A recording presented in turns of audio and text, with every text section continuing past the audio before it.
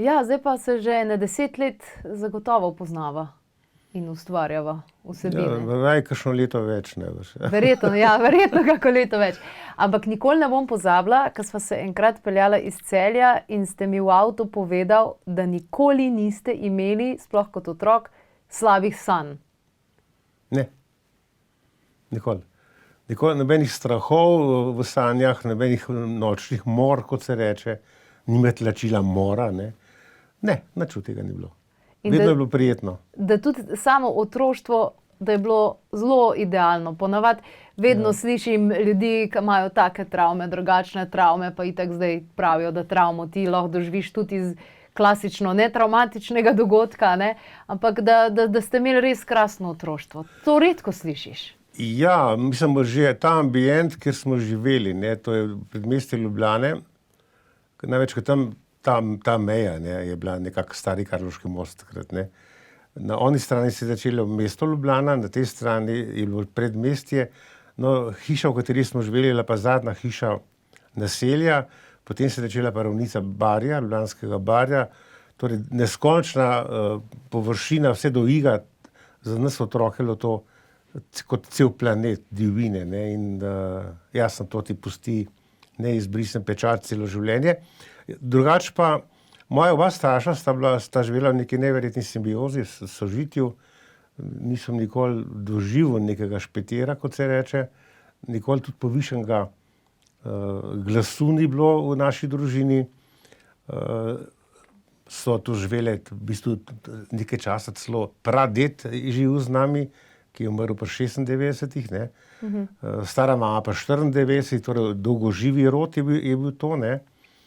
Ampak ravno to idilično otroštvo, ki je bilo obogateno z, mislim, da pač ta baby boom generacija bila, leta 51, ne, z številno otroško publiko tam okrog, ne.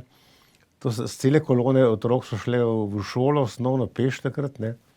In to je bilo tudi druženje izjemno, ne, in skratka, tako idilično življenje v otroštvu včasih ni tako dobro, veste, ker potem človek misli, da je celo življenje tako, ne. In potem pride do tisti čas, ko odrasteš, do neke streznitve, ko ugotoviš, da ni vse idilično v tem življenju, ne, lahko tudi marsikaj. Kdaj pa je prišla za vas ta streznitev, recimo, ne vem, ko ste medicino študiral, ker to ste predčasno končal? Ja, saj nisem bil edini, ne, mislim, moram reči, da nobenega izpita nisem padel, kot se reče, torej nisem nek propadel študent oziroma faliran študent, ampak enostavno moja pričakovanja, ne, ob začetku tega študija so bila izjemno spet naivna, ne, previsoka. Ko sem pa na praksi videl, kako dejansko funkcionira sistem, ne, me je minilo, ne, tako da jasno ta moja odločitev je bila nekje povzročila šok pri mojih starših, ne, kajti če je sin pridni študent, nobenega izpita ne pade, ne, in če moram reči, da recimo sprejemni izpiti, takrat je bilo na sprejemnih izpitih 450 kandidatov, ne, sprejeli so nas 80, ne, in jaz sem bil 7. po rangu, ne, torej že tam je bil uspeh, ki mi je dal samozavest, torej ni bil problem učenja, ampak glejte, medicina sem tudi pol spoznal z neke druge plati, ne, ko smo imeli to covid histerijo, to covid krizo, pa nas zdaj in dolgo tega, ne, ki se je končala. No, in sem tam spoznal, da tudi tisto, kar je bilo, kar sem v živo spoznal v tej stroki, ne, sem pol dobil dokončno potrditev v življenju, da velja tista malo zlobna anekdota, ne, ko profesor pokliče 2 študenta fizike pa medicine, ne, in postavi tako poizkusno vprašanje, da se mi naučita na pamet telefonski imenik, ne. Pa pravi fizik, zakaj pa? Bodoči zdravnik pa, dokdaj pa, prosim? Je ta ubogljivost, ne. Torej, nič čudnega, da so recimo zdravniki, ki so ubogljivi, zaupali Svetovni zdravstveni organizaciji, ne, in se s tem tudi krili zaradi eventualnih napak, ne. Vidimo, da tle je razlika, ne, kje pol pade neko kritično razmišljanje, neka Ampak recimo, presoja, ja.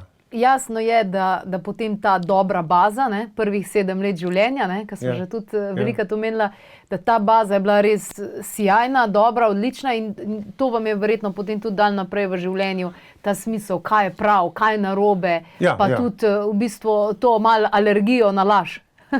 Ja, se v bistvu po tej izkušnji z napačno izbiro študija, ko sem jo prej omenil, je prišlo pa do te nadaljevanja tega. Jaz sem ugotovil, da živimo v neki družbi, ki temelji na laži. In to je meni postavljalo en hud revolt. Se pravi, največja streznitev je bila ta. Torej, koliko ste bili stari? Tista starost je bila takrat tam 24-25 let, ki je prvič do tega prišlo. Sam takrat sem še vedno zaplul neke vode konformizma, kao bomo delili neko kariero, pa neko dobro plačo imeli, pa si zmontirali neko udobno življenje. No, ampak kasneje pa, ko ugotavljaš, da je ta scenarij poganja v nek pohlep, pa neke podli odnosi med ljudmi, pa je pa šla do te streznitve, do soočena z lažjo in potem ta revolt. Zakaj moram jaz živeti v svetu, ki laže? In ker nisem pristal na laž, sem pač postal to, kar sem začel početi, torej da razkrinkavam lažnivce. Zanimivo. Ne njihov motiv. Njihov motiv me ni zanimal. Mene je zanimalo to, da je nekdo plačan, ker je javno odgovoren za svoje področje dela, recimo neka javna uprava ali pa neko ministrstvo, da je on tam zato, da služi narodu, da dela v interesu ljudstva, ne da laže. In to je tisti revolt, ki me je pripeljal do tega, da je toliko knjig napisanih. Če imate nenamisne. Kaj je bila prva stvar, kjer je bil recimo prvi primer tega, dajmo razkrinkati zadevo. Kdaj je bil ta prvi primer? Moram kar reči, to je bilo natančno leta tam 83, 84, 19, takrat se je meni v mojem okrožju ali pa okvirju mojih znancev so se zgodile 3 tragedije v bistvu, ki so bile direktno povezane z rabo pesticidov. Torej, šlo je za to, za te bolezni, torej za nevrobolezni, posledica organofosfornih insekticidov, pri eni družini, pa za neplodnost pri enem mladem paru in za potem tudi jasno za razvojne motnje pri otrocih. No, to se je kar nakopičilo. Jaz sem te podatke dobil v roku enega meseca in sem se potem začel ukvarjati, kje bi te razlogi bili. In potem jasno je prišla meni v roke knjiga Rachel Kersonove, Nemo pomlad, to je pa meni odprlo vse registre. In tam, ki je ona končala, ker ta knjiga je bila zgodovinska, prelomna v svetu, mislim, da bi jo mogli danes vsi brati, vsi otroci, da bi mogla biti obvezno branje. Sem se lotil te teme. Ampak gledajte, ko se odločiš za tako temo, ko sem jaz izjemno dobro plačano službo imel takrat, na vodenju projektov v tujini, ko sem prišel do tega, da to ni več moj način življenja. Sem izstopil iz te službe, šel v pisanje knjige, kar je bilo za večino mojih znancev polomija, katastrofa, ko se pa je temu človeku zgodilo, da je tako dobro plačano službo pustil in se gre zdaj nekega pisca, neke knjige, ki itak ne bom bral, se je zgodil čudež. Ta čudež je pa zgledal takole. Jaz sem si naredil, jaz sem temo imel, in sem zamisel knjige napisal na 1,5 strani. Naredil sem spisek založb, katerim bom ponudil, če jih zanima ta tema, da bi jaz to knjigo napisal. In prva založba, ko sem jo obiskal, ko sem uredniku oziroma tudi lastniku predal to zamisel knjige, on preleti in je rekel, koliko časa rabite, da jo napišete do konca. Sem rekel, jaz nimam še nič napisane, samo teme so tle. Je rekel, lahko napišete v letu, pa pol sem rekel, lahko. V ta prvo? Ta prvo. Pesticidi, ubijalci življenja je bil naslov.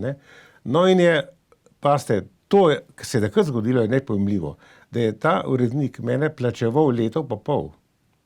Vsak mesec, ko da plačo dobivam, da sem lahko v miru knjigo pisal. To je bilo nepojmljivo, nikoli več se to ni ponovilo. In tudi ne bo se pri nikomer več. No, sploh pa v teh časih ne. Zanimivo, ampak knjiga je doživela Tripona Tise, torej je bila izjemen hit v slovenskem prostoru, kar me je presenetilo. Tudi obogatel je založnik, hvala Bogu, da je, ker je bil drzen, ker je podprl.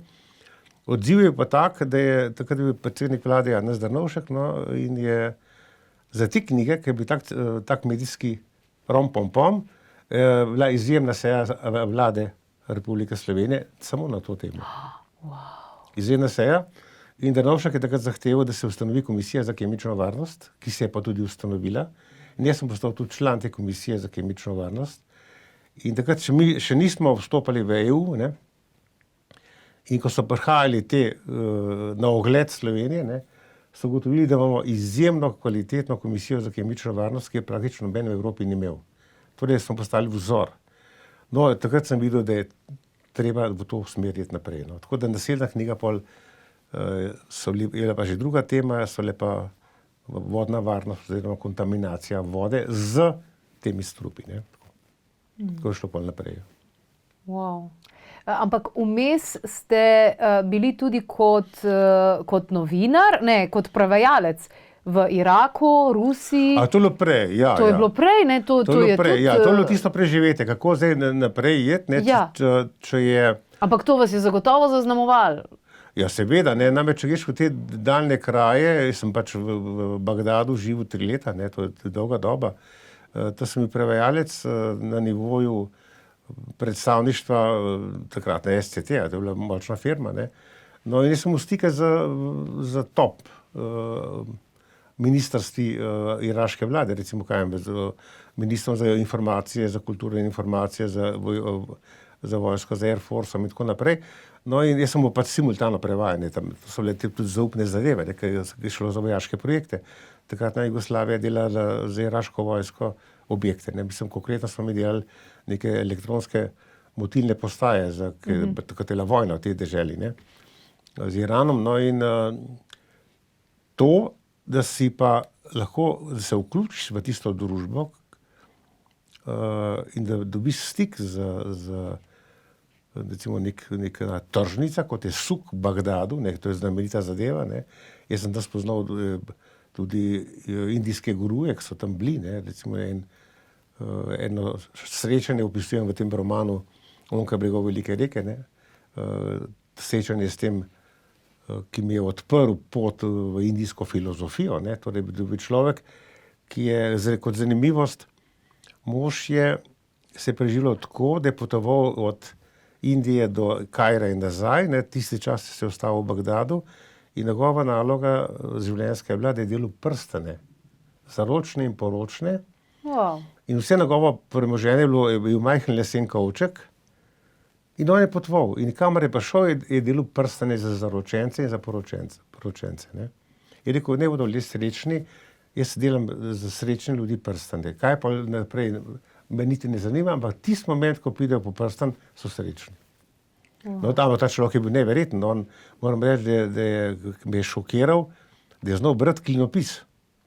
Sumerski klinopis je on obvladal branje. Odkje to pojma nimam, ker mi ni nič povedal, da se je on to naučil. Torej, poznal je kompletno indijsko filozofijo. Jaz sem hodil na učne ure k njemu, ne, dobesedno se je vzel čas, da mi je predaval te teme in tako predaval, pogovor, ne, predstavil. No, in takrat to se je meni obrnilo, ne. Takrat sem jaz ugotovil, da je ta Orient, ne, ima še velike stvari, da steže tudi do Indije, vse skupaj, ne, in je to nadgradnja. Pa se polotoš teh tem, ne, in prebiraš te filozofije in tako, ne. Kaj ste ugotovili, kaj je bil tak aha moment ob raziskovanju teh starodavnih civilizacij? Ja, recimo kaj, no, jaz sem obiskal tam v času bivanja v Bagdadu oziroma v Iraku, sem obiskal vsa ta nahajališča, recimo predvsem sumerske kulture, ne, torej Uruk, te ogromne zigurate, ne. Ne, preživel sem noč na ziguratu boginje Inane, ne, to je znameniti zigurat blizu Ura, ne. To so doživetja posebne, ne. Takrat so nemški arheologi to izkopavali, ne, in tam tudi lokacija, ki so bili, ki je bilo cesarstvo Asircev, ne, stari in novi Babilon. Skratka, vse te lokacije starodavnih kultur, ne, ki so pač propadle pol, ne, in tam vidiš, kako je ta cikličnost civilizacija poteka. Ne. Vsaka kultura ima en zametek, ne, en vzpon, en vrh, pa počasen razkroj, pa propad. Ne. Potem spet nekaj novega nastane. No, in ko sem to ciklično spoznal, ne, sem ugotovil, da tudi vsi veliki filozofi govorijo v ciklih. Ne. Recimo, da ne omenjam Junga, da ne omenjam Nietzscheja, ne, še celo Svetopismo Stare zaveze ima to knjigo znamenito, ki govori o tem, da nič ni novega pod soncem, vse se vrača, ne. Kar je bilo, še bo, kar je bilo, bo še enkrat in tako naprej. Skratka, to večno vračanje in zdaj, če gledamo to sodobno civilizacijo, ne, kako se mi lahko naučimo iz izkušenj prednikov, ne, davnih prednikov, ne, zdaj vidimo, da je ta civilizacija je v zatonu, ne. In Vse to sem hotela vprašati, kako blizu razkroja smo. Ker če pogledamo, pogledamo plodnost, bi rekli, da smo že kar blizu, ne? Moški testosteron, pa te stvari. Jaz sem se tudi s tem ukvarjal potem, ne, in moram tole povedati, recimo, da ta sistemska teorija, ki to obravnava, ne, ker to je ta nov pogled na življenje, ne samo na biologijo, tudi na zgodovino, ne. Mi smo zdaj v coni razcepa, v coni bifurkacije. Torej, ko mehanizmi homeostatski, ki vzdržujejo neko dinamično ravnovesje, ne, ko začnejo popuščati, ne, ko uhaja out of control vse, ne, ko so vedno večje oscilacije, ne, ko so dogodki nepredvidljivi, presenetljivo se dogajajo neverjetne stvari, ena za drugo, ne. Nič ne moramo napovedati, ne. Potem delamo fatalne napake, ne. Ker potem stopi v veljavo tisto, kar je Einstein že toliko nazaj rekel, ne, zavest, ki je ustvarila problem, ni sposobna tega problema rešiti. In zdaj vidimo v tem svetu norem, ne, kot profesor Zupančič pravi, norci vladajo, pametni pa norijo, ne, to zelo zgoščeno povedal. Norost je, da poskušamo problem na isti način rešiti, kot je nastal. In to se skozi ponavlja. Torej, zato jaz govorim, da je treba, tudi moje te aktivnosti so v razširitvi spektra, koliko mi vidimo, širino, ne, razpon. Kajti, če mi postavljamo vprašanje znotraj neke omejitve, kjer je problem nastal, ne bomo nikoli rešitev dobili, ne. Če pa podremo omejitve, ne, če razširimo horizont, se nam bo kar nekaj rešitev pokazala, ne. In tukaj imamo fatalno napako znanstvene metode, ne. Recimo, jaz rad povem tudi v predavanjih en primer, ki ga je veliki filozof Karl Raimund Popper predstavil v svojih knjigah, ne, govori pa o zapitem filozofu. No, ta zapit filozof, ki je bil pristaš pravovedne empirične znanosti, je ugotovil, da ima vsak dan zjutraj mačka. Ko boli glava in vse simptome mačka. In kot pristaš metode je postavil si eksperiment, definiral. In rekel, jaz bom vsak dan pisal, kaj sem pil, pa na koncu tedna naredil analizo, zakaj imam jaz mačka. In potem ob nedeljo, ki je bilo konec tega tedna, njegovih zapiskov, prebere takole: ponedeljek viski z ledom, v torek vodko z ledom, v sredo Campari z ledom, v četrtek činar z ledom in tako naprej. Skratka, led. Led je problematičen. Vsak dan led, torej enako voda. Nehal bom piti vodo in ne bom imel mačka. To je paradoksalno, to je štos, ne, ampak Popper je to zelo resno povedal, to prispodoba, kako mi narobe razmišljamo, ne. Kako imamo, kakšna metoda narobe zastavljena. In Popper je to bi rad povedal tudi poslušalcem in gledalcem tele oddaje, ne. Mi moramo postavljati pravilno vprašanje naravi, ne za empirično pozitivistično metodo, ne, ampak moramo naravo tako spraševati, da nam bo odgovarjala z ne z da. Mi ne rabimo potrditve, kot pravijo, ne, da je eksperiment potrdil neko hipotezo ali pa neko tezo ali pa neko domnevo, ne. Mi moramo spraševati naravo, da bo rekla ne. In če je resnica nekje med A pa B, prvi ne, drugi ne, tretji ne, četrti ne. Se bližamo rešitvi. Kajti, če gremo s potrditvijo, s pozitivizmom, ne, bomo lahko dobili tako ja, v redu velja. In bomo naredili fatalne napake. To je druga napaka. Prva napaka, sem že prej omenil, je pa v bistvu to, da je empirična metoda napačna. Ne. Če se vrnemo v Bagdad, tam vas je navdušila malo te civilizacije in tako naprej, ta cikličnost je bila ugotovljena in vse te zadeve. Ni bilo nikoli želje, da bi tam ostali?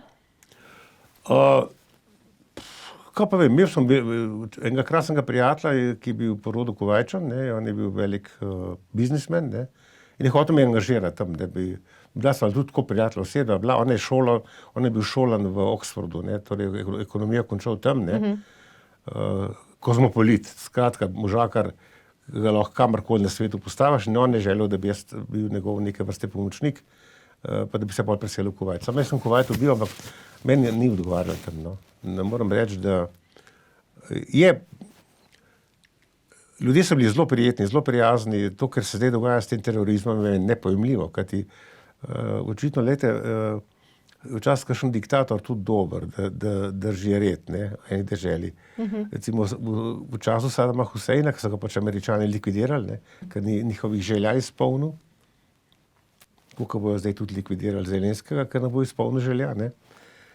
Tam so bili, je se bila prisila, ne, ampak so bili Kurdi, pa šiti, pa suniti, pa še kristjani pod prisilo neke vrste, ampak ni bilo nemirov, nobenih mednacionalnih pa verskih sovraštev, ampak so vsi sobivali. Analogija tudi z Jugoslavijo, ne. Maršal je držal neko bratstvo, edinstvo, ne. So tudi Američani, ne pozabiti, Američani imajo tudi črnce pa belce, ne, in Bog pomaga, da kdo kaj proti komu govori. Tudi tam je ta diktatura neke vrste, da moramo biti, da smemo sovražnega govora napram drugi rasi imeti, ne. To je to. Torej, to ne govorim o Gaddafiju in teh stvarih. Torej, jaz nisem zagovornik nekih terorjev pa nekih absolutističnih norcev, ampak očitno je nekaj v tem svetu drži, da je najboljša rešitev razsvetljeni absolutist. Razsvetljeni, ne.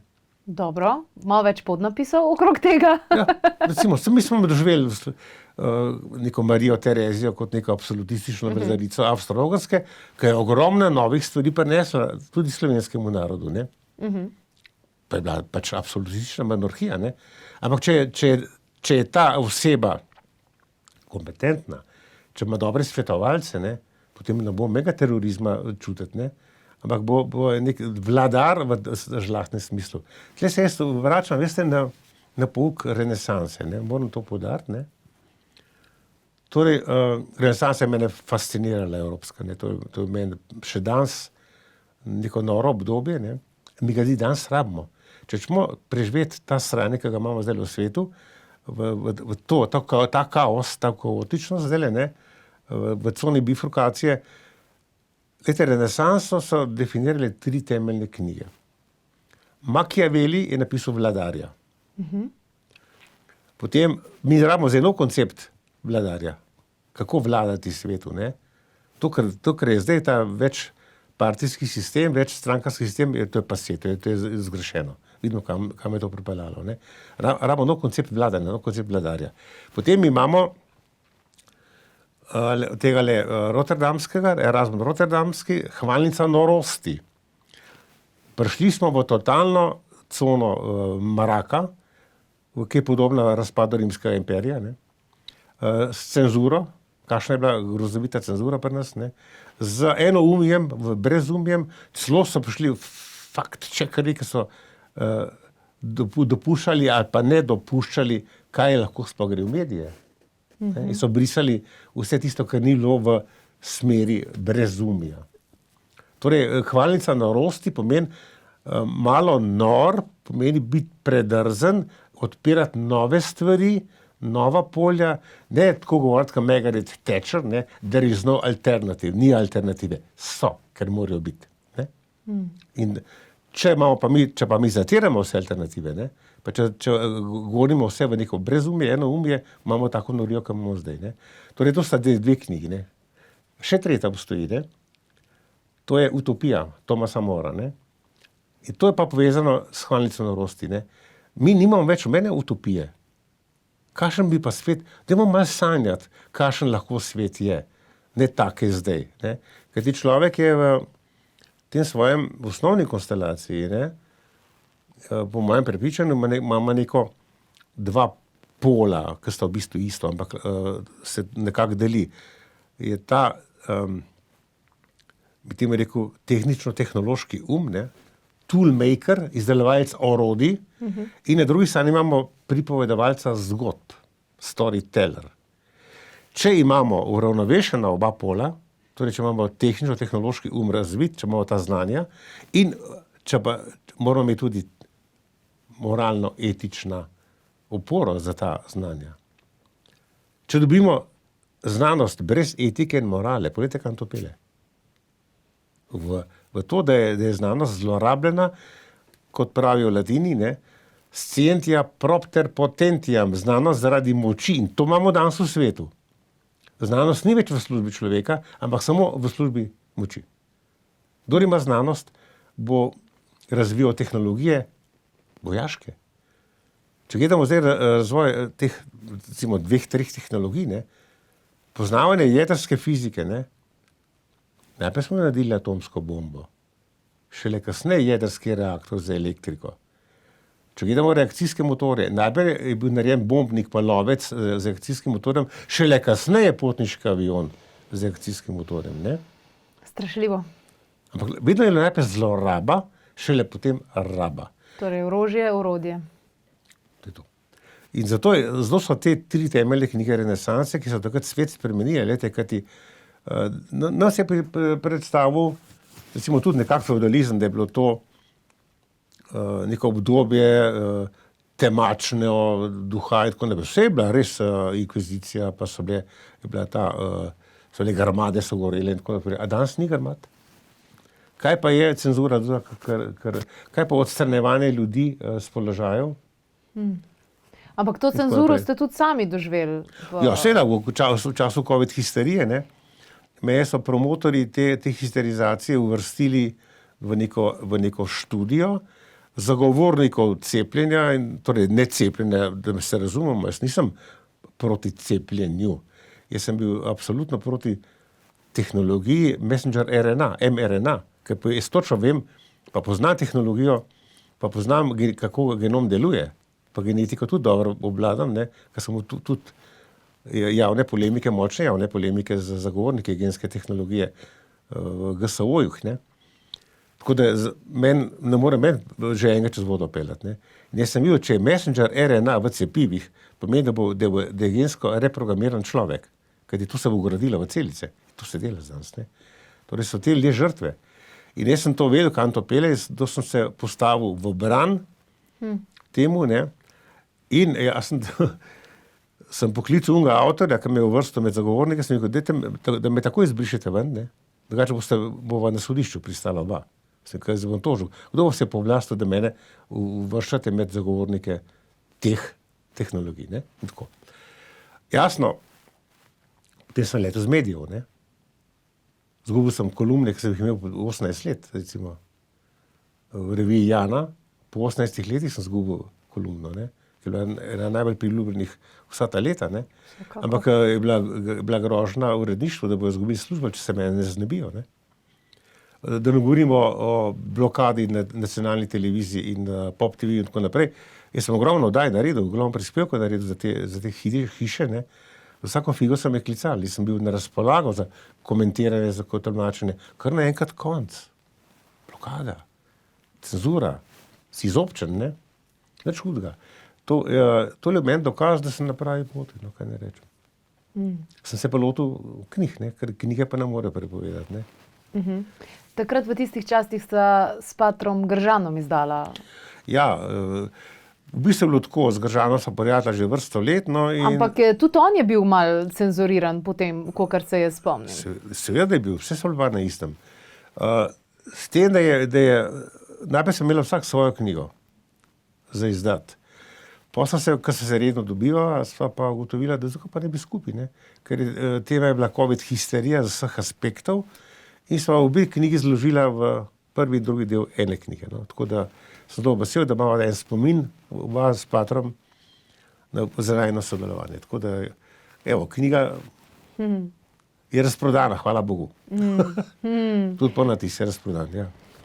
Tole knjigo bi rekla v zrcalu narave, Fridine zgodbe, krasna. Zdaj ste bolj prišli v to, pripovedovalec zgodb v tem smislu, da to deluje. In nazadnje zgodbe pozabljenega sveta, v vašem življenju se je zgodilo kar dosti takih čudežnih momentov. Nenavadnih, ja, moram reči, ja.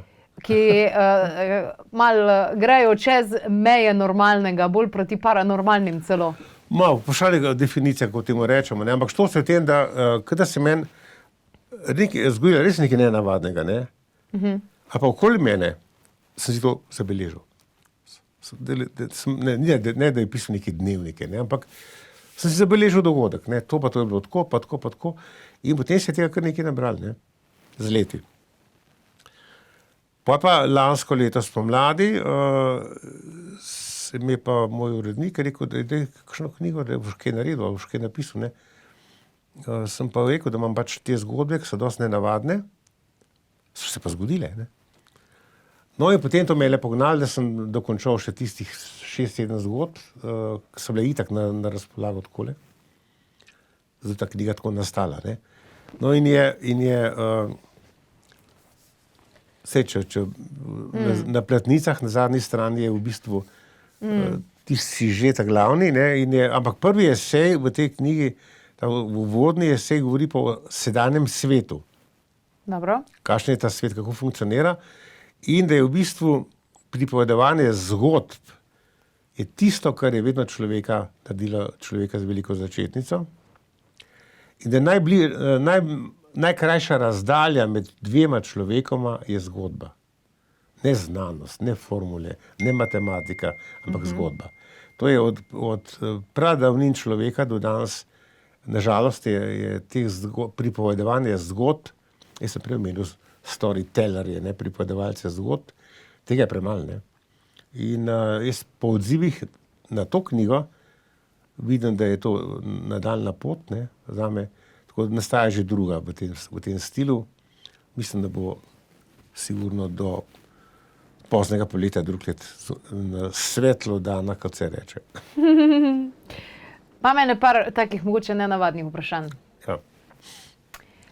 Naravovarstvenik, na vašem seznamu nekje je nerealno hektarjev in nerealno veliko zgodb nekih dreves in vsega, ki ste jih rešili in ljudi in zdravju, kako ste prispevali s svojim delom in svojo vztrajnostjo kot posledica tega, da ne marate laži in da ste ustavili zadeve in tako naprej.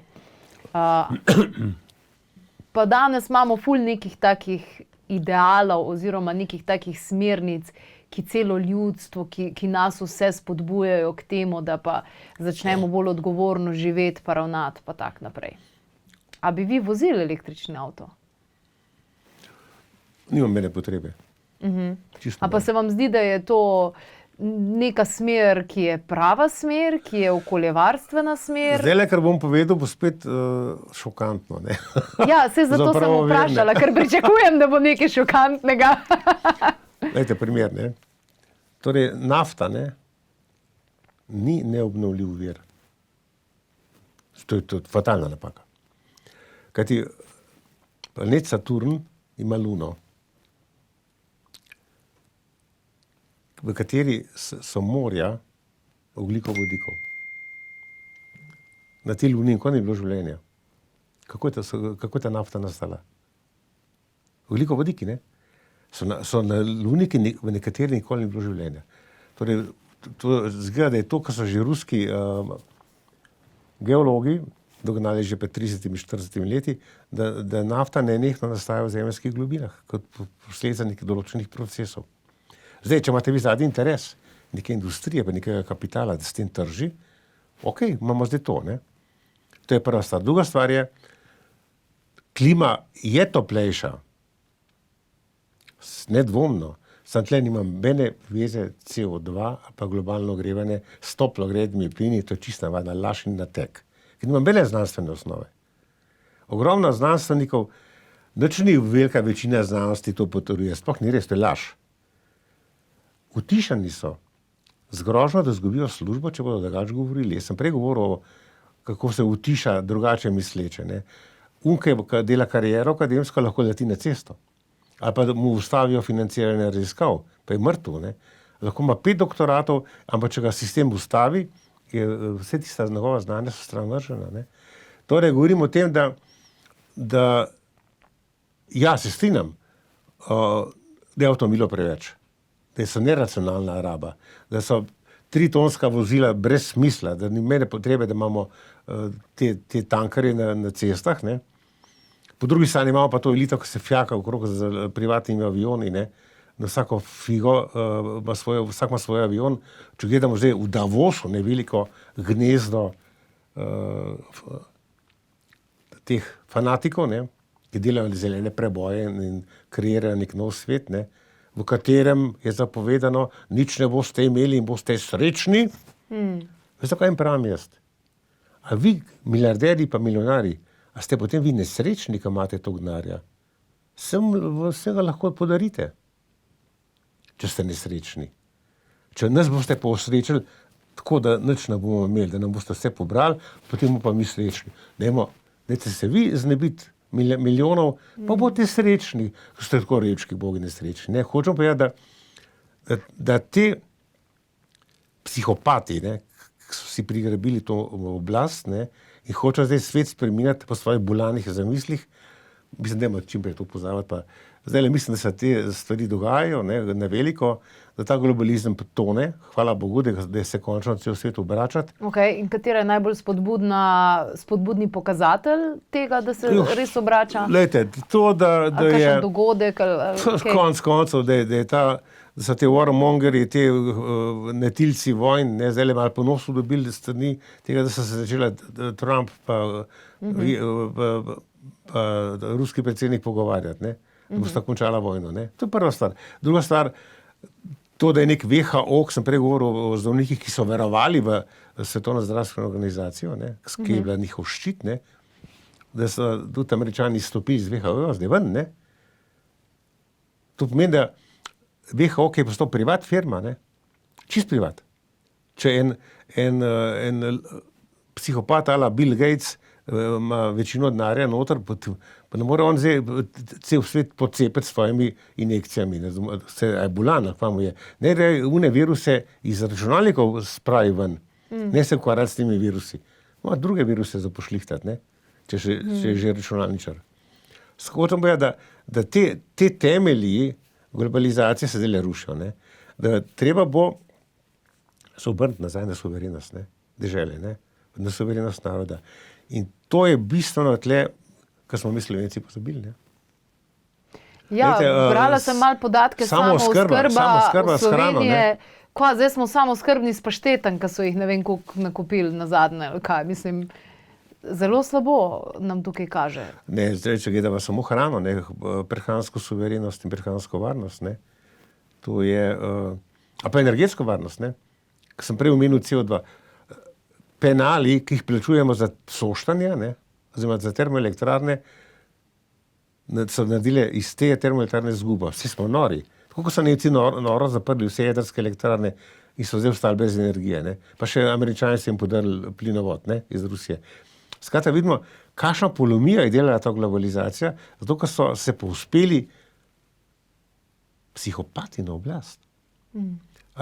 Ste porajtali nekaj, ne, da količina denarja je obratno sorazmerna s pametjo. Več ko denarja, bolj je nor.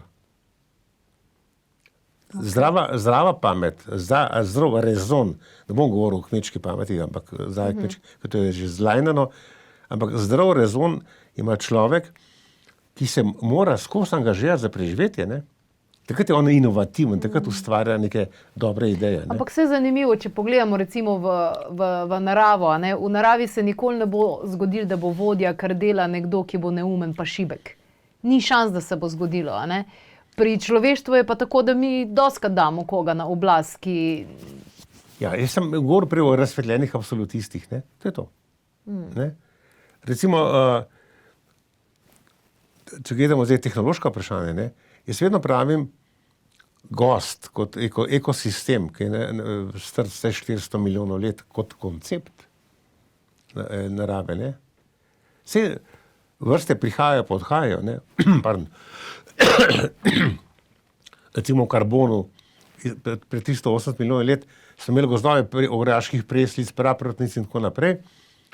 So ta bitja izumrla in so prišle nove vrste in so prišli, ne vem, ginko se je rastel v času dinozavrov, ne, tudi je najstarejših dreves, ali pa ta smrekca, araukarija, ki je malo kot okrasno. Par teh živih fosilov imamo še vedno tle. Ostalo je pa izumrlo, pa so nove vrste prihajale. In zdaj imamo to, kar imamo. Pač ti gozdovi so veliko rezultati evolucije. Ne? In zato je glavna stvar, ki nam govori, kaj se s planetom dogaja. Hvala Bogu, da sta pa šla do te točke, je razmerje med travno površino pa gozdovi. Ne mer temperaturo pa CO2, ki je brez veze. Ko površina z gozdom narašča takrat, ko je več CO2. Več CO2 pomeni več hrane, ker to je osnovna hrana za rastlinje, takrat se gozd širi. Ko CO2 pade, se gozd krči in se povečuje travne površine. Travne površine se vemo, imamo pampe v Ameriki, imamo savane v Afriki, imamo prerije v Ameriki in imamo stepe v Evraziji. Ne? Zdaj trenutno se gozdovi širijo. Ja, CO2 je več, planet je toplejši, ampak ne za CO2, ker CO2 je več, vegetacija uspeva. Ne? Saj smo imeli recimo v času eocena nazadnje je bilo CO2 tam 6-krat več kot danes. 6-krat več. Ampak so bila ogromne gozdovi, premogi. Torej, premog je obnovljivi vir. Je neobnovljivi vir, premog, ne? Nafta pa je pa kontra. Ne? Ampak takrat te skladi premoga izvirajo iz karbona pa iz eocena. Recimo vsi ti naši premogi iz Zasavja so eocenski premogi. Takrat pač nastal. In takrat so bili oraški sesalci. Ne? Ostanek tega so danes recimo teli sloni pa nosorogi, pa to je ostanek te faune iz takrat, ne, preživele. In zdaj, če je zaradi geociklih, ne, biogeokemičnih ciklov CO2 narašča, mi se moramo nekaj zavedati. Mi živimo v izjemno hladnem obdobju zemeljske zgodovine.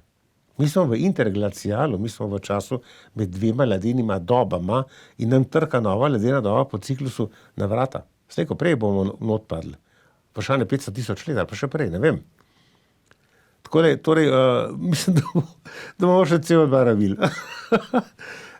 In to je plin življenja, ne, in što se v tem, jaz pravilno postavljam vprašanja, zakaj imajo rastline listne reže obrnjene na spodnjo stran listov?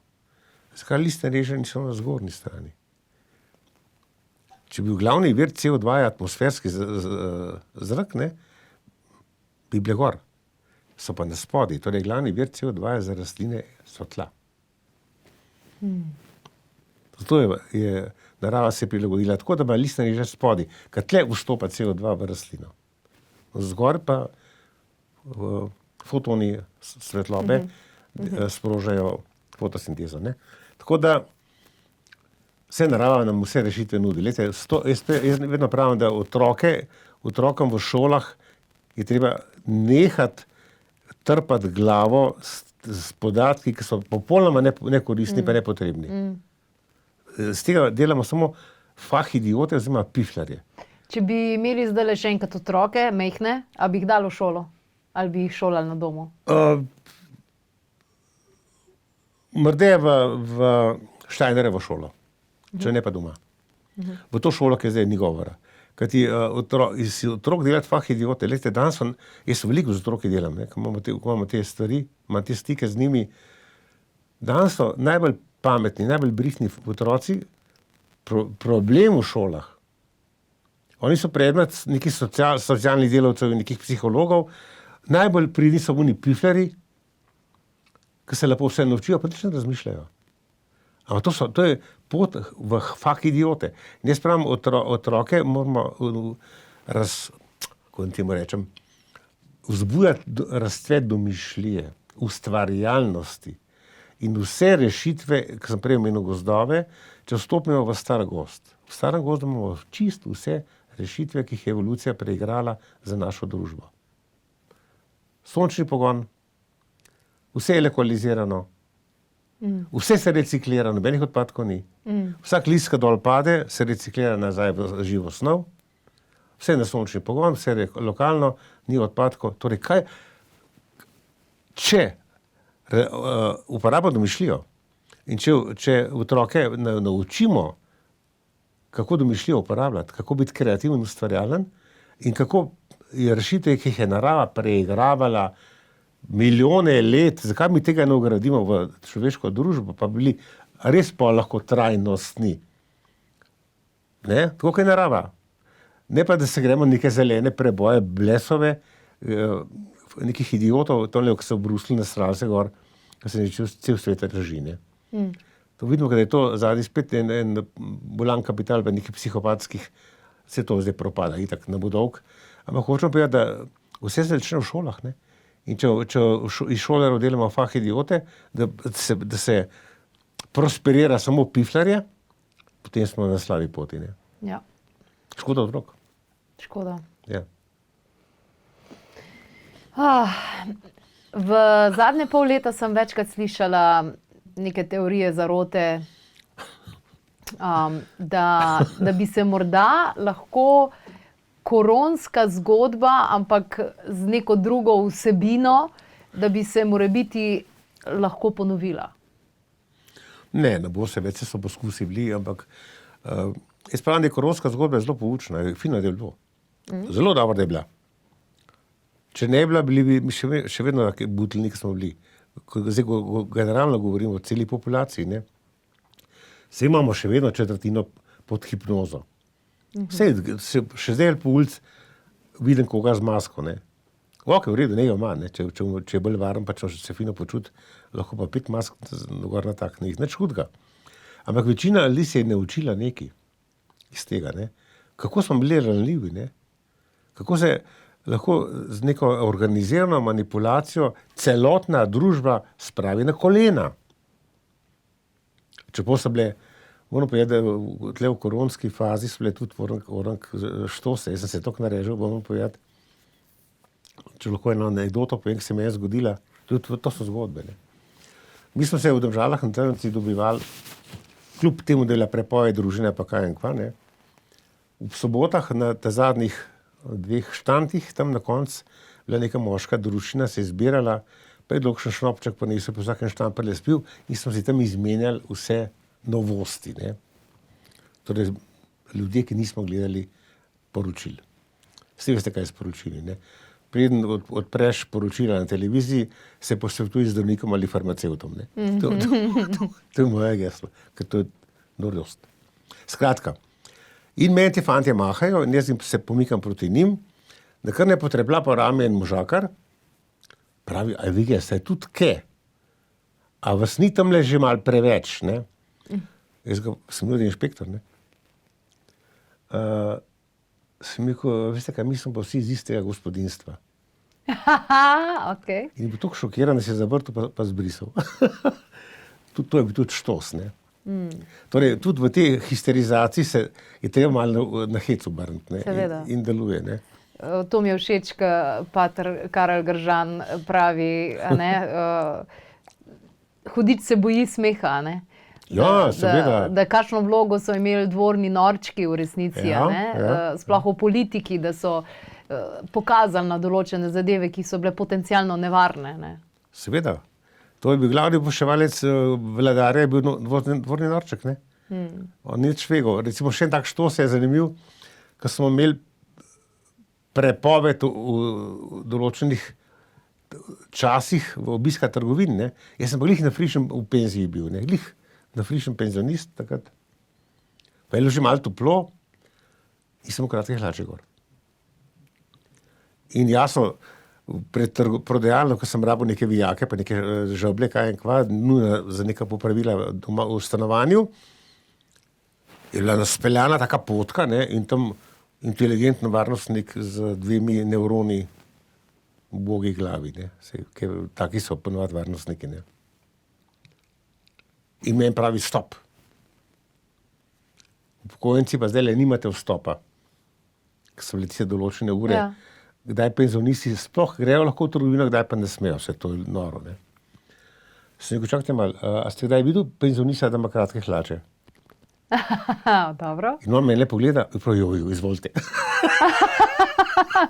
Okay. Tudi to je bil štos, ne. Ja. Se moraš spomniti na brzino neko norost, ne, in nasedajo, ne. Vsi te, veste, včasih je ljudstvo reklo, če daš moč nekomu, ki jo ni sposoben praviloma dozirati, ne, dobiš kot katastrofa, ne. To je to, ne. V tem so dobili moč ljudje iz dna družbe, ne. So postali eksekutorji, ne. V vsakem vogalu si mu te eksekutorje, ne. Ampak mi smo pa igrali igrice, ne, in smo lepo delali krivine, tako da je bilo prav zabavno časno. Pol se vam ne zdi, da bi se lahko kakšna zgodba, Ne, ker ne. eni so rekli, Ne bo se več. da je bil to samo test, da zdaj bo pa, da je Ne, ne. lahko, ne bo. Ne bo več. Zdaj se bo poskušal zdaj zaostrovati z to klima histerijo, ne, ampak zdaj ne bo šlo promet, glejte, že letos bo precej hladneje, ne, kajti že situacija v klimi se menja. Torej, mi smo bili zdaj 2-3 leta v sistemu El Niño, ne. Letos je prehod v La Niño, v njo. La Niña prinaša pa manj padavin, pa hladnejšo klimo. Majčkeno hlajenje bolj, tako da letos bo že, ne bo več vsak mesec rekordni vroč v zgodovini. Ne v zgodovini meritev, v zgodovini. Ja. Torej, od paleolitika naprej je bil tisti januar najbolj vroč, ne, in tako naprej. Skratka, vse bo, lejte, generalni trend je zemlja še vedno v zelo hladnem stanju, 3-4 stopinje gor, 5 stopinj je bo krasno za preživetje, ogromno bo vegetacije, ogromno več bo gozdov, ogromno več bo kisika. Kaj že smo? Zanimivo mi je, sama sem potapljač in sem se potapljala tudi po vseh teh najlepših lokacijah, kot so Great Barrier Reef, kjer je pa v resnici pokopališče koral. Tam, kjer je bilo včasih najhladneje, ni bilo koral, dejansko samo še tam zdaj so korale. Medtem, ko slišim od hrvaških potapljačev, da začenjajo v Hrvaškem morju opažati eksotične ribe in zanimive zadeve. Vse je topleje. Sej nisem rekel, da let ni toplejši, ampak da ta prehod iz hladnega stanja v toplejše je čisto v redu. Po drugi strani pa nekaj pri koralah, ne. To bledenje koral nima nobene veze z globalnim ogrevanjem. Bledenje koral je posledica hormonskih motilcev, nevarnih kemikalij, ki so prišle v morsko vodo. Hormonski motilci. To je dokazano znanstveno. Sam je... Mikroplastika. Ne, hormonski motilci. Hormonski motilci? Ne plastika. Dobro. Ja, hormonski motilci... Kot naprimer, se plastika deluje kot ksenoestrogen. Ker so znotraj vgrajeni. Seveda, recimo v plastenke so vgrajeni pač kot stabilizatorji hormonski motilci, ne. No in je, ker ti korale imajo to popolno simbiozo med algami in polipi, ne. Alga daje fotosintetske produkte, polip pa hrano, kar lovi z lovkami, ne. In se izmenjujeta tako kot v lišaju, ima tam gljivo pa algo, ne. V bistvu so korale so neke vrste morski lišaj. Kopenski lišaj, ki nam rastejo po skorjih dreves, ne, so kopenska varianta teh simbioze iz morja. No, skratka, dokazano je to, da so hormonski motilci v igri, ne. Se tudi ta poženščenje moških, ne, kako smo danes priča, ne, in ta čudna asimetrija, da so Možače ženske, ja, poženščeni poglejte, moški? največje netilke vojn pa sovraštva so postale ženske. Poglejmo te dve šavre v Evropi, ne. Lajdroh, ki pravim jaz, pa še ono, ki zdaj pa šla iz Estonije gor, ne. Ki je zdaj zunanja ministrica Evrope, ne. Največje vojne hujskačišče, ki sploh ne razmišljajo, ampak tumbajo neke neumnosti, ni več moške zdrave pameti, ki bi zavirala to. Viharjenje, kaotično viharjenje. Moški je postal kemično kastriran, veste, jaz sem v tej knjigi, točno v tej knjigi je moja študija, če boste molčali, bodo kamni govorili, je največja študija možna v tistem času v Evropi bila narejena v tej knjigi. In je preko 300 tujih virov, vrhunskih, ne. In če gledamo zdaj, kako je ta kastracija moških nastajala, ne, kjer so bili modeli v 50-ih, 60-ih letih, ne? Kavboji, ne? Dobro. Z obvezno cigareto pokojna jahu, ne? Ne? To je reklama za Marlboro, te zgodbice, ne? Potem se je pa začelo, ne? Cigareti so out, ne? To nima nobene veze z moškimi, zdaj to je grda razvada, pa bolezen, pa tako naprej. Kavbojskih filmov ni več, ne? Več. Ta klasični moški, ki se bori za poštenje, ki je tisti klasični ameriški kavboj z unih filmov, ne, ker John Wayne in tako naprej, on je bil nosilc pravice in resnice na lokalni ravni, ne, on je se boril za pravdo, ne. Zdajle imamo pa cele akcije, ne, kako moške odstraniti. Zakaj pa šla ta akcija Me Too iz Amerike, ne? Zdaj so bile kar enkrat vse ženske posiljene. Prav me razumete. Jaz sem daleč največji sovražnik posilstva. Ampak to, da se iz tega dela histerizacijo, da se goni to in da se potem tudi reklamira LGBT, v redu, sej so homiči, pa ne bodo, nič hudega, ne. Saj ne, da je to kasta, ki zdaj vlada v svetu, ki je prevladujoča. Vedno so bili v zgodovini, ne. Vedno je bilo tiste 2-3% ljudi, ki pač je to njihov način življenja. Hvala Bogu, ne bo tako, ne.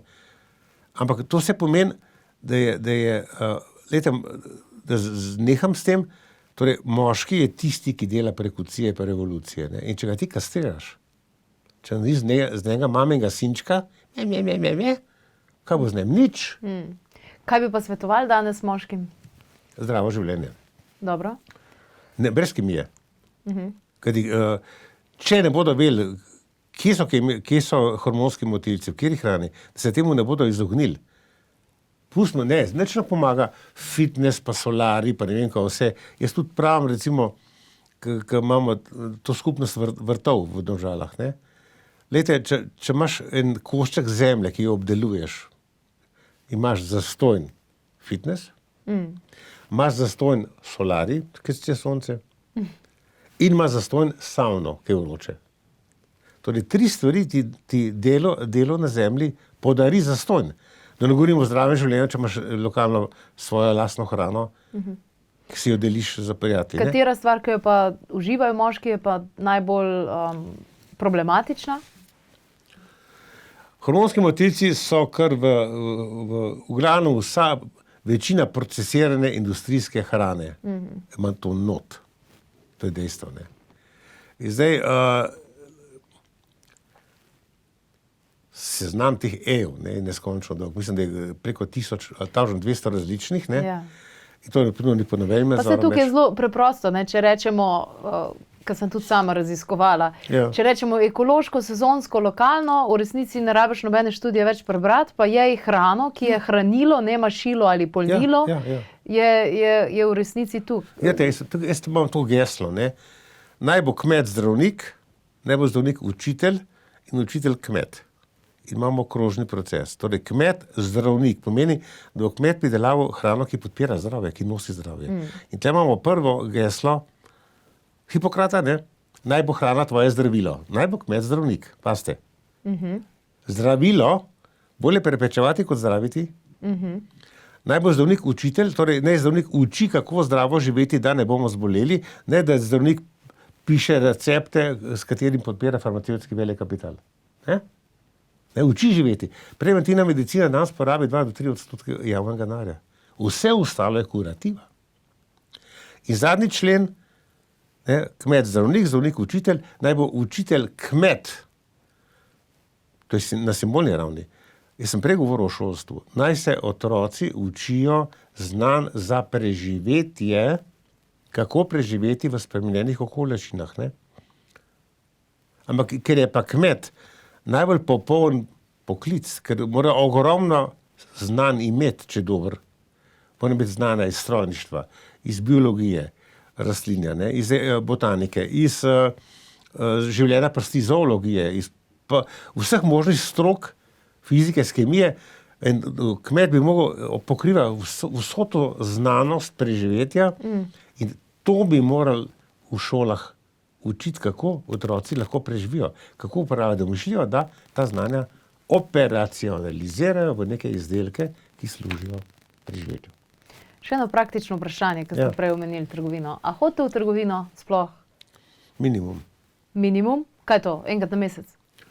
Jaz pa tudi enkrat na mesec nahodim, kajti jaz se ne znajdem v menem marketu, se izgubim, nimam pojma, kje je kaj. Tudi ne maram tistih brnen, tistih piskan, tistih barkod in nič. Tako da nazadnje, ko sem šel, ko me je pač žena poslala nekaj kupiti, ko smo imeli ene obiske dobili, se samo to spomnim, da sem ene 15 minut stal v vrsti pred blagajno, pa sem pa vse kapustil, pa sem šel ven. Tako da nisem tistega prinesel, ko mogel prinesti, ker nisem zdržal noter. Bila neka histerizacija okrog nekega vikenda in neskončni vozovi, ene krame, ki jih je folk tovoril ven. Ne prinesem tega. No, in, pa sploh teh blagajn, pa tega piskanja. Pa, jaz, če grem v malo privatno trgovino v naši ulici, kjer se lahko pogovarjam s prodajalkam, ki se imamo fino, se zabavamo, se režimo. V supermarketu pa prodajalke se ne smejo pogovarjati s kupcem, ne? Da je prepoved, ne? Pogovara, to veste, ne? Lahko, če je preveč govorna, zgubi službo. Te povem en štos, ne? Mnogo tako resni. Enega zimskega večera je moja ženka, ki v čas pomanjkanja sladkorja udari, ne? Je rekel, daj mi pejt, lepo te prosim, če si tlup, zdaj ki mrz zunaj, pa mi pa nesi to fifi, tiste cenene čokoladke, ne. Si korilo, da se oblečem, jaz grem, ne. In v poti do trgovine sem pozabil, kako se reče temu. In sem se zmotil in sem rekel, fifi tu. Nekar pojde prva prodajalka, sem rekel, mi lahko pomagate, kje imate pa tle fifi tu, ne. Kako pa je to? Sem rekel, ne, mene je moja žena rekla, da ne prinesem fifi tu. In potem una še eno pokliče in smo že 3 iskali fifi tu. Nekar bi še tretja v pomoč in potem je pa tretja gotovila, da je morda, kaj pa če je tole to fifi? Sem rekel, to je to. No, evo. No, to je taka, tudi v marketu imaš lahko kakšno zabavo. No, jaz vedno probam v teh dolgočasnih cajtih kakšno štos dobiti. No, tako da. Pa prineseš to fifi ali pa fifi tu. Ko greš v trgovino, ne, pa greš kupiti vse bio, pa tako naprej. Realno, a lahko zaupaš? Ne, jaz ne zaupam nič. Jaz zaupam kmetu, pri katerem kupujem, pa na tržnici.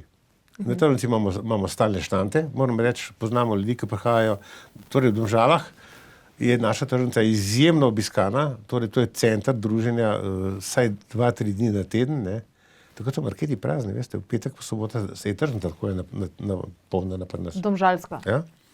Ima krasno izbiro, hodijo iz cele Slovenije prodajati, ker tudi iz Ormoža, pa ne vem, iz Prekmurja, pa iz gor, iz Kolpe. Skratka, vse, kar pripelje kvalitetnega, vse se proda. In zato tudi iz take razdalje prihajajo. Veste, da nekdo pride iz Ormoža, je kar nekaj kilometrov, pa on mora biti ob 6 že tam, da štand postavi, ne.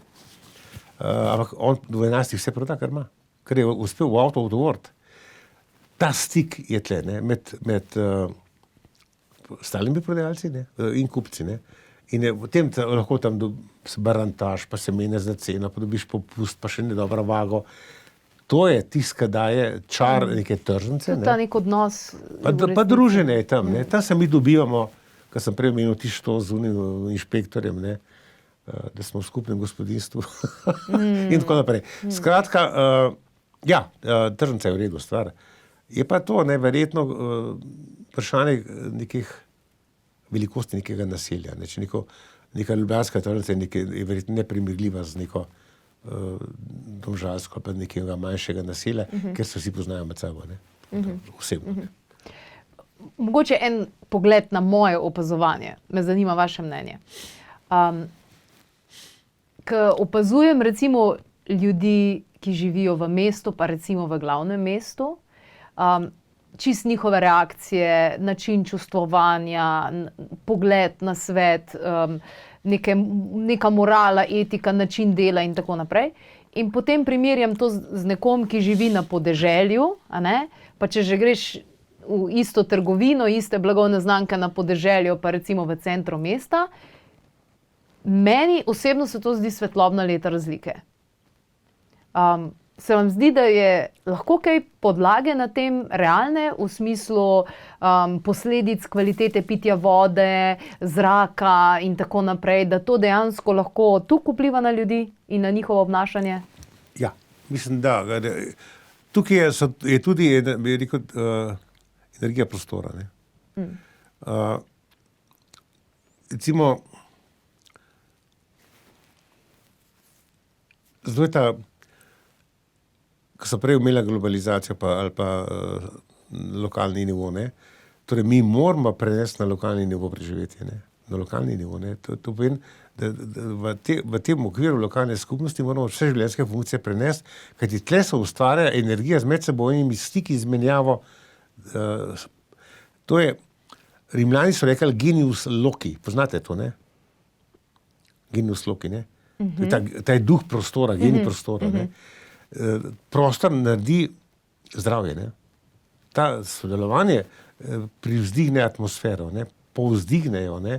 Rimljani so, recimo tudi, to je spravim, da na vrt, kot simbol tega genius locija, ne? Na vrt ne smemo več sam delati pa garati. Vrt je prostor meditacije, spočitka, relaksacije, karkoli temu rečemo, ne? Ne samo, ne blood, sweat and tears, ne, znoj, kri in solze, ne. Tako da, jaz mislim, da je prehod, Slovenija je tako mečkana, mi lahko naredimo dosti hiter prehod iz te histerizacije, globalizacije nazaj na lokalno raven, ne, z upoštevanjem vseh teh stvari, ne. Ta narod je narod obrti, ne. Obrt je pa tisti fundament družinske dejavnosti. In če gledamo čas covid histerije, je bil dejansko napad na obrt. Kako uničiti lokalno obrt, kajti ta družinska obrt je temelj preživetja družinske skupnosti in tudi lokalne skupnosti. Ne? Marketi so lahko delovali, tovarne so lahko delovale, tele obrati po korporaciji. SPO-ci pa zaprti. Nobena obrt pa ni smela poslovati. Čakajte, ali to je ena prvih stvari, ki sem jaz skočil v luft. Sem rekel, tako. A zdaj bomo uničili, bi rekel, kompetence pa sposobnost preživetja naroda. To je meni zazvonil, vsi zvonci v alarmu so mi zazvonili takrat. Ko je bila prepovedana obrt. Ne? Obrtna dejavnost. In veste, v Domžale so bile eno od paradnih mest še v Jugoslaviji po razvoju obrti, ne. In kar naenkrat se je na stotine obrtnih delavnic propadlo, ker niso smeli poslovati. Zakaj? Ne? Torej, kdo je ogrozil preživetje naroda? Koncept je bil morilski za preživetje naroda, ne? Zato jaz pravim, da izhod iz globalizacije je edina pot, da nazaj povrnemo lokalno opolnomočenje lokalne skupnosti, ne? Kratke poti. Od njive, kot pravijo zdaj, to geslo moja so povzeli, hvala Bogu, med vilami kmeta in vilicami meščana, ne. Vilice, ne. Torej od njive do pistkra, oziroma do mize, ker se je. Čim skrajša razdalja, ne. Ne, da se voz hrana čez cel planet in potem se grejo pa neki zeleni preboj, pa elektroautomobile, tle pa se vlačijo te stvari gor pa dol. Mene je veliko, recimo, mamic, ko vam te delajo z otroki, se jaz kupim pa banane, ki so iz Kostarike, iz biopridelave in ali pa ananas biopridelava z Gvatemale, kaj vem, ki ne. Sem rekel, se lahko. Plantaža ima biopridelavo, samo kad to utovore na ladjo, pošpricajo fatal s fungicidi pa z insekticidi, kajti banane se vozijo v šopih, ne tako pakiranih v trgovin vidimo, In v tistih šopih banan imate noter in pajke in stanoge in vse živali in to mrgoli, vsega not. Še kameleoni so prišli do Evrope z ladjem, ne, takrat, ko niso škropili tok. In to je vse tretirano. Piše pa bio pridelava Kostarika. Super. Ne? To so ti prevare trgovcev. Ne? Tega je precej verjetno. Ja. Malo sem verjetno zašel, ampak jaz pravim, da ta genius loci pomeni, da je čar lokalne skupnosti neprecenljiv. Ja, tudi mene osebno je šokirala, recimo, to je bila knjiga dr. Elizabeth Burri, če se ne motim, ona je bila tudi Nobelova nagrajenka, kjer je raziskovala, kaj najbolj podaljšuje življenje in je vse parametre gledala, na koncu je ugotovila, da te telomere, ki so podaljški kot vezalke deoksiribonukleinske kisline, da je v resnici je ta občutek za lokalno skupnost, občutek povezanosti, da je v resnici tisti, ki je nad prehrano, nad predvsemi. Takojšnja odzivnost je, ne? In recimo, kar sva prej omenila, ne, življenjsko dobo pa kvaliteto življenja, ne, v tej histerizaciji popolne sterilnosti, ne, torej borba proti bakterijam, borba proti virusom, neko militantno histerizacijo delati, ne, v zemlji živi bakterija z latinskim imenom Mycobacteria bacterium vaccae. Ta bakterija je komenzal in mi se okužimo z zemljo, ne. Ampak hvala Bogu, čim več ljudi se ne okuži s to bakterijo, kajti ugotovili so, da bakterija, ki je komenzal, živi v črevesju, sproža biotransmiterje, možgane, in ki se izloča serotonin, hormon dobrega počutja. Zato vrtičkarji, ki so delali Angleži raziskavo, živijo poprečno 8,5 let dlje kot oni, ki nimajo stika z zemljo. Ja, to Torej, največja doza probiotikov je ravno ta stik z zemljo. Mycobacterium, zdaj se je usulo, ni tega dolgo nazaj, ko sem bral te zadnje študije, usulo se je študij o Mycobacterium vaccae, kako tudi blokira rakava obolenja. Pa zato jaz ljudem pravim, pa mamice, otrok ne sme igrati se z zemljo, da ne bo umazan. Pa da ne bo imel črno za nohti. Pa da ne bo dobil nekakšne bacile. Okužiti se more s to bakterijo, ki nosi zdravo in dobro počutje, ne. Kako imamo, kakšne napačne traparije počnemo, recimo tudi, ko gledam te reklame, histerizacija sanitarij, ne, torej nenehno vlivanje teh dezinficijencov v straniščne školjke, ne. Se to pride na krožnik? Ne samo to, čistilne naprave ne delajo. Kajti to gre vse skupaj v čistilno napravo, tam so pa bakterije, ki ne bi razgrajevale našo svinarijo, ampak bakterije nekaj jih pobijamo z razkužili, čistilna naprava ne dela. Pa zakaj smo jo pa naredili? Zato, da industrija prodaja strupe. Teh paradoksov je ogromno, ampak glejte, v tem se ne piše ljudem, ne. To mogo ljudje vedeti. Tudi to, da zemlja ni umazanija, da je zemlja življenje, ne. Rodna prst je produkt življenja in daje življenje, ne.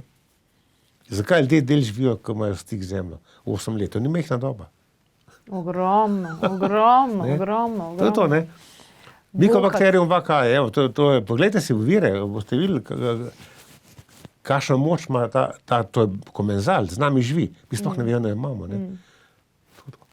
Mikrobioma, ne? V bistvu, imamo več bakterij kot celic. 10-krat več. Naših celic je poprečno 50 milijard, bakterijskih pa 500 milijard. Torej smo bolj bakterijski kot človeški. Krepitev mikrobioma. Ne, glejte se, kako življenje deluje, podobno s preko meril, ne. Poznate te lutke, rusko babuško, ne? Ja. Ko imate figurco. Najmanjšo pa. Tako. To je čista podoba, to pač niso veliki, so to naredili, kako življenje deluje. Otroci se najraje igrajo s tem. Moja se skozi igra s to babuško, ko je sestavlja. Zdaj le povem, kako je to poučen model. V ta mali babuški imamo prototip bakterije, ne? Ki ima vse življenjske funkcije. Bakterija se hrani, prebavlja, se razmnožuje, vse življenjske funkcije ima.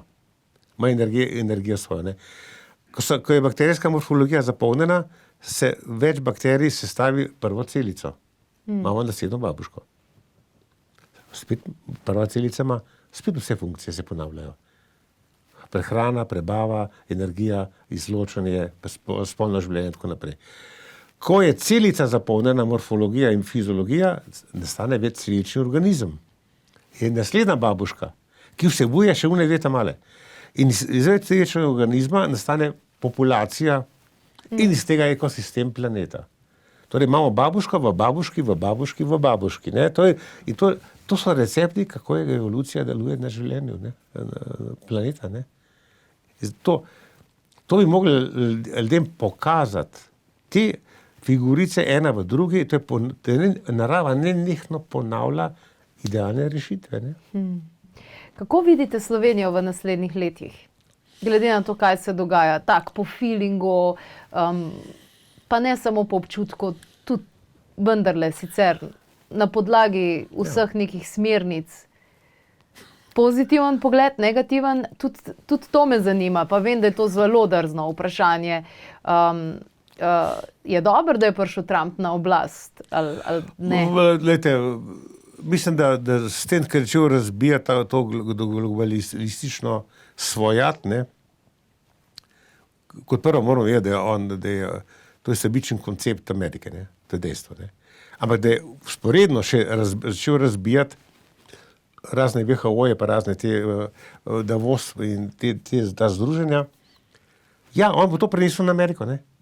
Ampak je veliko boljš, da ima tam dobre svetovalce okrog sebe, ki bodo peljali neko drugo zgodbo, kot to, kar je bilo do zdaj, to je depolomija. Ne. Zdaj, problem Slovenije je v tem, ne, da smo izgubili zdravo pamet. Samo še kopiramo. Ne. To je velika napaka. Ne. Velike stvari se lahko dogajajo v malem narodu. Meni so Nemci velikrat rekli, ne, pa tujci, ne, recimo Nemci, ne, so rekli, 80 milijonov Nemcev, tle kaj premakniti, ali pa vas, kaj je 2 milijona. Dajte kaj narediti. Dajte biti vzor, pa vas bomo kopirali, če bo dober vzor. Ne. Mislim, da je to prilika za Slovenijo. Ne. Mi smo lahko inovativni, sem prej govoril o inovativnosti, o ustvarjalnosti, o kreativnosti. Ne. In lahko naredimo neke eksperimentalne stvari na nekem nivoju, ki bodo dobro funkcionirale. In potem bodo prišli tujci in bodo to prekopirali na višji nivo. Spet imamo babuško v babuško. Ne. Mislim, da je to prilika. Ne. S tem, da moramo pa sprostiti ustvarjalnost. Ne hoditi na romanje v Bruselj, pa kopirati vse traparije, ki tam ultrabirokrati iznesejo. No. Mislim, to je polomija. Ne. Slovenija ima dosti močen potencial. Moramo reči, samo moramo nehati se cenzurirati, ne, pa nehati služiti. Nam ni treba biti služabnik. Res nam ni treba biti, da služimo nekomu. Ampak se mi zdi, da ima neko tako, ne vem, jaz tega nisem opazila prej, šele, ko sem začela intenzivno potovati in sodelovati z ljudmi drugod, sem v bistvu ugotovila najprej, kako je Slovenija bila vedno moja izbira, da se vrnem nazaj in da zberem to kot prostor za življenje. Ampak drugo pa tudi pri ljudeh, kako neverjetno sposobni ljudje, delovni ljudje, predani ljudje, prav neverjetni, ampak je pa vendarle ta nek koncept, kakor da bi nas, ne vem, nekdo malo pohodil, pa bi bili malo vase zaprti, da se ne bi cenili tukaj, kakor v resnici bi se lahko, oziroma nek ta kompleks manj vrednosti. Ne, jaz mislim, da ne. Morda je to videti tak. Jaz pravim, da to je, jaz se nikakor ne strinjam, da smo mi narod hlapcev. Ne. To je zame totalna polomija, kdo to trobi. Vemo, kdo to trobi, zato da bi lažje manipuliral z našim narodom. Ne. To, kar ste lepo opisala, to je taktika preživetja. Bila za ta narod. Ne. Poglejte, če gledamo mi našo zgodovino, ne sta neko glomazansko Italijo, nekaj 10 milijonov ljudi.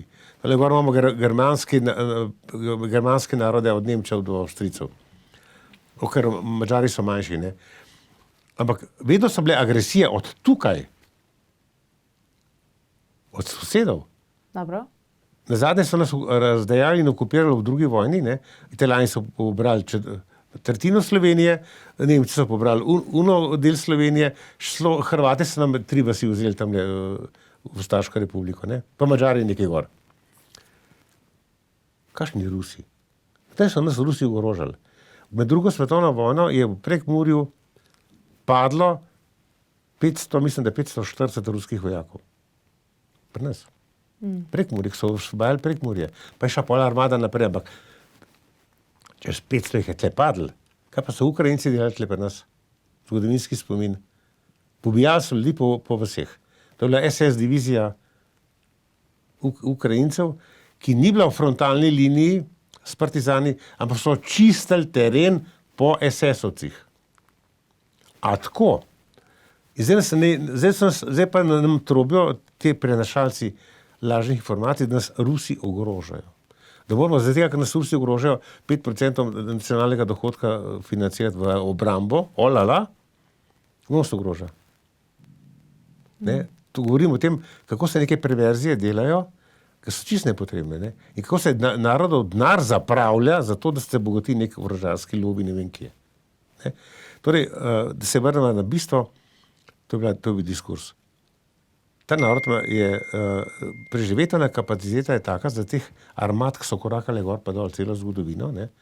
Dajmo pogledati, koliko je teh armad šlo čez slovensko obzemlje. Od razpada rimskega imperija naprej, ne? In ta narod je preživel samo zato, ker je bil neskončno prilagodljiv, ker je gotovo, da če ti hromi ena ogromna armada, boš takrat se potuhnil in se boš organiziral za preživetje. Ne? A so to partizani? Partizani niso šli nikoli v neko frontalno, so imeli partizanski način bojevanja, ne? Ko je bil narod že potisan v preživetje ali pa v propast. Zato je to, da ne tvegaš takrat, ko boš vse zgubil, da se organiziraš, se pripraviš in potem en odpor nudiš, da preživiš. Ker to, da je ta narod preživel v zgodovino, to je čudež. A res? Dejansko? Ja. Tak mehen narod je preživel. S takimi ogromnimi sosedi, močnimi, glede, ko so Germani. Pa smo lahko mogoče bolj ponosni. Seveda, mi smo, gre za zgodovinski spomin, bo to pa zdaj pozorna. To je dober izziv, da ste mi rekla. Ne? Torej, od poraza Ludovita Posavskega, tam leta 870, ko smo padli smo izgubili svoje vojvode in smo padli pod nemški vpliv, mi smo točno 1000 let živeli pod Nemci. To leta 1800, do pač konca prve vojne. Ne? Oziroma, feudalizem je bil do 1848, torej smo mi v feudalnem sistemu živeli 1000 let, pa še podaljšek pod Nemci. Ne? Potem smo imeli pa tole kraljevino Jugoslavijo, ki je trajala tam 24-28 let. Ne? Smo se skrili pod srbsko armado. Zakaj? Ker smo ogrožali Italijani pa Nemci. Ne? Mi smo imeli velike, po prvi vojni, ogromne težave z Italijani. Se vidite, da so nam pobrali tretjino Slovenije, ne? Ki je padla pod Italijo. Ne? In potem smo živeli tistih 50 let pod Jugoslavijo, smo se kamuflirali znotraj tega in smo med tem razvili sistem suverenosti, da smo se lahko izstopili iz Jugoslavije ven in se spet prepopali na EU. Wow. Ampak zdaj delamo spet veliko napako, ne? Ampak mislim, da bodo zoreli. Ne? Mi bi se mogli povezati v Anteskom z Višegrajsko skupino, ne? Čehi, Slovaki, z Madžari, s temi Mittel Evropa. Ne? To je naše kulturno jedro preživetja, je srednja Evropa. To je prostor, ki smo Slovenci živeli 1000 let. To je naš prostor. Ne toliko Balkan, srednja Evropa. Srednja Evropa. In narod, ki je najbližji Slovencem, so Čehi, pa Slovaki. Vsekakor. Zato je Václav Havel, veliki češki predsednik, nažalost je umrl, nas je povabil v Slovenijo takrat, če se pridružimo Višegrajski skupini, ne? Sem rekel, da mi smo toliko razviti, mi pa gremo v te reveže not. Bedarija na kvadrat. Ker če je več držav povezanih, je to moč, ne? A pa sam. Zdaj smo hudičo sami. Pa še nekaj povedal, ne? Članstvo v NATO paktu nas ne rešuje pred nič. Ker če se dve članici NATO pakta med sabo stopta v vojno, NATO pakt ne pomaga. Ne pomaga. Če bi nas zdaj Italijani napadli, NATO pakt ne sme pomagati nam. Ne sme, ker v pravilih, v primeru spora dveh dežel NATO Se pravi, pakta. kaj je pol bistvo tega? Kaj? Kaj je potem sploh Agresija. bistvo? Vse Agresija. imamo. No, vzven. Okay, to smo zdaj malo šla iz teme, ampak vprašanje je zelo pomembno. Se pravi, med 500 članki, ki so bili napisani, mora zdaj padeti en članek, zakaj smo lahko Slovenci bolj ponosni. Pa se to sem že pisal nekaj. Zdaj, na večjih koncih je to napisano. Ja. Ne, mi moramo biti ponosni. In moramo, da smemo se okloniti, ne? Ker nimamo čisto mega razloga, da se klanjamo komorkoli. Mučka samo zavesti. Ampak što se tem, da nam oblast uceplja? Kdo pa širi to idejo? Narod hlapcev, pa Cankar, pa ta lelelele. Sko se reproducira to, vse smo nemočni, smo mečkani, ko pač smo, tih bodimo, poslušimo, kar reče gospoda. Ja, pa če nekdo nor, ker norci vladajo, ne, kot je rekel Boštjan Zupančič, moramo pametni znoreti v tem. Ja. Ne? Pa reči, zdaj pa dost. To je pa suverenizem. Ne? In tukaj mislim, da mi lahko ravno na nivoju lokalne skupnosti naredimo tisto, kar bo lahko vzor celi Evropi. Sijajno. Naj bo to zaključna misel, Okay. pa se večkrat videva na Domžalski tržnici. Upam, z veseljem. Vabljena. Hvala za tale pogovor. Ja. Evo, dragi gledalci, gledalke, kakšne dobre ideje, kakšne dobre izseke, dajte podeliti med vse tiste, ki bi jih utegnilo to zanimati. Še kakšne druge koherence pogovore najdete na www.klepet.kavi.si.